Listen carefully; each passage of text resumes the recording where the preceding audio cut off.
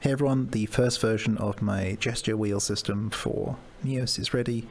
In this video I'll talk about how to set it up and what you need to keep in mind when doing so. The first thing to note is that please make sure you make a backup copy of your avatar.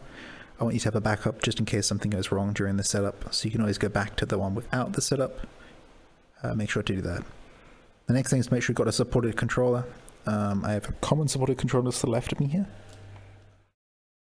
So the Vive one has a touchpad in the center, which is supported. Oh dear, I moved. Where are we? There we are. The mixed reality controller, Windows mixed reality controller has a touchpad to the left of the joystick, which is also supported. And the index controller has a touchpad in the center, which is supported. If you're not any of those controllers, you're not supported, that'll be Oculus. I'm sorry. Maybe for V2 we'll figure something out. I'm going to change it to an avatar that has shape keys and get us started. So we'll hop to the smooth POV, and then I'm going to hop into the Lexi here. So the Lexi has a lot of shape keys. You can see my mouth moving and everything. Those are all shape key driven. So over here is the GestureWheel system. You can follow it top to bottom to get started. So if I register it to me, you'll see my name appears, and then I can choose a hand. You can use the left and right hand independently on this system. You'll have to spawn a second copy and save that to yourself for the using both hands together. But if you just want to use one hand, just follow this guide. So I've selected my left hand. I'm right-handed, so my left hand makes sense. With my self-registered and the left hand selected, if I skip this step for the moment, here is the current gesture display, and if I touch the touchpad, you'll see the wheel goes around, displaying the current gesture and also a symbol representing where the custom gesture is on the touchpad. So 1 is here, 2, 3, 4, 5, 6, 7, 8. Now I need to assign shape keys to these white boxes. To do that, I grab a dev tooltip, secondary select my hand, open the inspector, jump to the root. This is an FBX file, and in FBX files there will usually be a centered root and then a root node. Inside there I'm looking for the body mesh. It's a bit complicated with this mesh because there are multiple parts. You can see here like ears, body, tail, etc. For this mesh in particular, we're just looking for the body. Don't go inside the armature, that's the like bones and rigging of the avatar. Look for anything inside the root node here. If you can't find it, let me know in game, or someone else will be able to show you where your shape keys are. You also may not have any, it depends on your model, who made it, and if they add any. Here you can see my mouth visemes going off with the shape keys being controlled by my talking. Beneath that, there are a lot of shape keys here not being controlled by the viseme setup. Go over to the mirror briefly. You'll see there is thank you spade here, which does this pose, and blep down here, which sticks out my tongue. I'm going to unselect my head here with deselect tool, and then I'm going to go back to the GestureWheel system. So now all I need to do is drag a shape key per slot into each of these white boxes. So I'm going to start now. We'll do blep for slot 1, sad for slot 2, wah for slot 3, smirk for slot 4, smile for slot 5, down a little bit. We'll do bedroom eyes, slot 6. Derp eyes, slot 7. And then, hey, maybe thank you spade for slot 8. With that set, we can close this inspector. And I will take the setup over to the mirror for a second.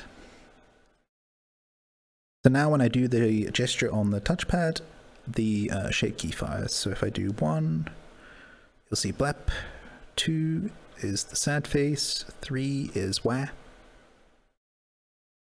Some shape keys you'll need to be quiet for because the visemes will apply on top of them. This is one of those cases, so just keep that in mind.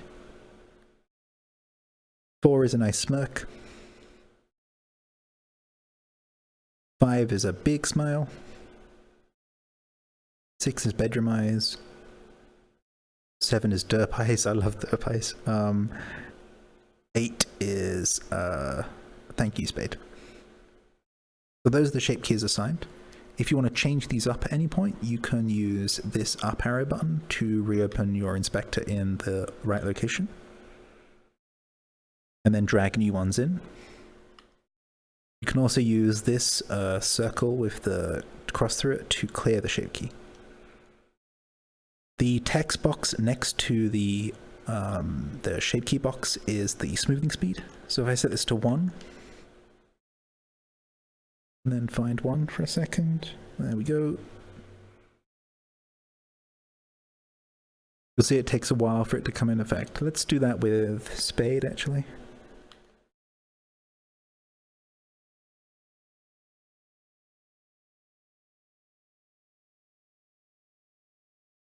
So you can use that to adjust how quickly a shape key applies. Different shape keys might have different settings required there. Once this is all set up, double check that you're registered up here, that your hand is set, that all these shape keys are set. You can leave some blank, but just know that when you're doing that, you still have to go to the position. So if I left 2 blank and I filled in 3, you would still have to go to 3, like 2 would just do nothing. With that set up, hit the apply to avatar button and it will parent to your avatar. Now as I fly around, you'll see it doesn't stay where it is, it's stuck to me. Then I just hit hide and it disappears and I can do shape keys. Gestures. I'm gonna just stick this tool onto my tool shelf and that's done, that's set up. There's a couple of advanced features. One is that if you double tap the touchpad on the hand you set up, in my case left, you'll see this icon appears. When it's cross, it means that you can't do the gestures, and when it's plus, it means, check, it means you can. I left all the smoothing values low, which is why they're doing weird things. There you go, there's one that's not smoothed slowly. This works exactly like the VR chat system in that you can turn it on and off whenever you like. Only you can see that icon, no one else can. If it's in the wrong place, you can move it. Or turn it off completely.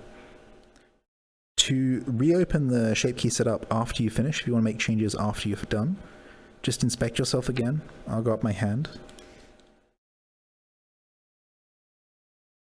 You'll see under your root of the avatar, you'll see a GestureWheel system slot. Under here there is a visual slot, which has a pink check mark that is unchecked. If you check this,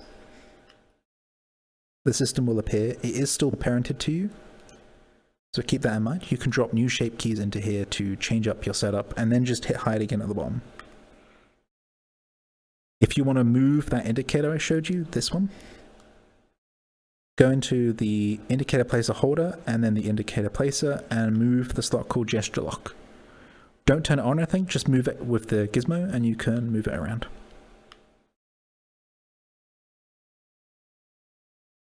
It moves relative to you, so you're just adjusting an offset relative to you. So here it will appear to the left of me a little bit more. Toggle this up to double check its position. And then when you're happy, just deselect it. If you ever want to remove the GestureWheel system from your avatar, just select it at the top here, GestureWheel system, and then hit the trash can. It'll be vanished from your avatar and you can save the avatar without gestures. With that all set up, you can save your avatar, move to other worlds, and you'll be able to do gestures. I want to give a huge thanks to Coffee for some of the mathematics involved in figuring out which gesture is on which part of the touchpad. For Danny who kind of like led the movement to start looking at the touchpad for shape keys once a particular logics node was added that does this. And to everyone that nagged for this, it did take a while, but it's finished now. For the future, we might add Oculus support and the ability to do multiple shape keys per gesture. That way, be able to combine things like the left and right eye, or like smiles and sad eyes, or happy eyes, so you can do some more complex faces. And also the ability to control where the shape key starts and stops. So shape keys by default go from 0 to 1, but sometimes you might want like 0.5 and then 0.7 or like halfway or a quarter way. So that might be a V2. If you have any other feedback, ping me on Discord, find me in game, tweet me, email me, send a carrier pigeon my way. I'll receive the feedback and take a look at it, see what we can do. If you have any questions, just let me know. Like I said, see you later.